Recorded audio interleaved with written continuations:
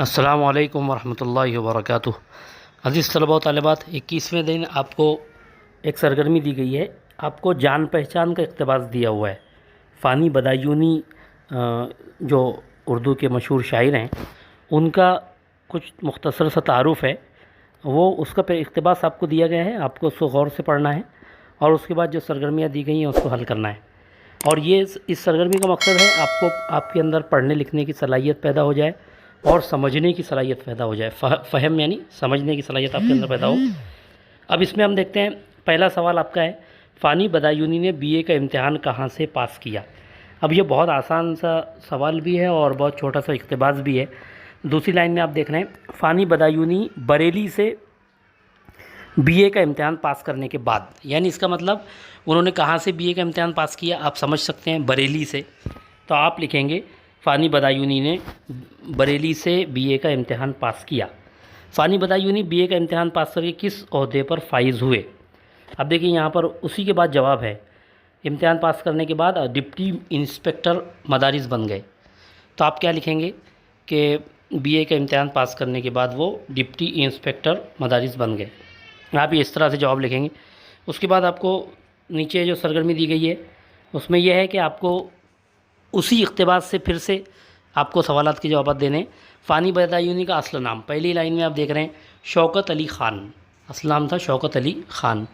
اس کے بعد فانی بدایونی کب اور کہاں پیدا ہوئے؟ تو یہاں دیا ہوا ہے۔ اس کے بعد شوکت علی خان جو نام ہے 13 ستمبر 1879 کو بدایوں کے قصبے اسلام نگر میں پیدا ہوئے۔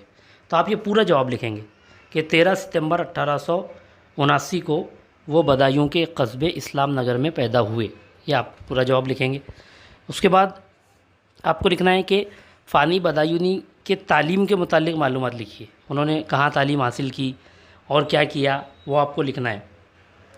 تو آپ یہاں سے لکھیں گے کہ فانی بدایونی بریلی سے بی اے کا امتحان، انہوں نے بریلی سے امتحان پاس کیا۔ پھر آپ اس میں ایڈ کریں گے LLB کا امتحان پاس کر کے بدایوں میں وکالت کی۔ اور اس کے بعد آپ یہ لکھیں گے کہ انہوں نے بی اے کا بھی امتحان پاس کیا اور LLB کا بھی امتحان پاس کیا۔ تو آپ لکھیں گے کہ فانی بدایونی نے بی اے اور LLB کا امتحان پاس کیا، اس طرح سے۔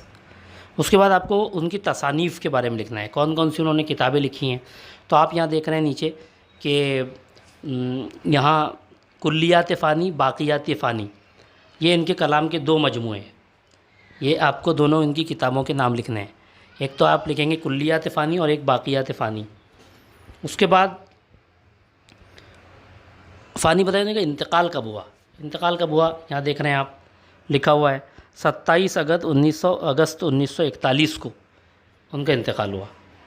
تو اس طرح سے آپ کو یہ سرگرمی مکمل کرنی ہے۔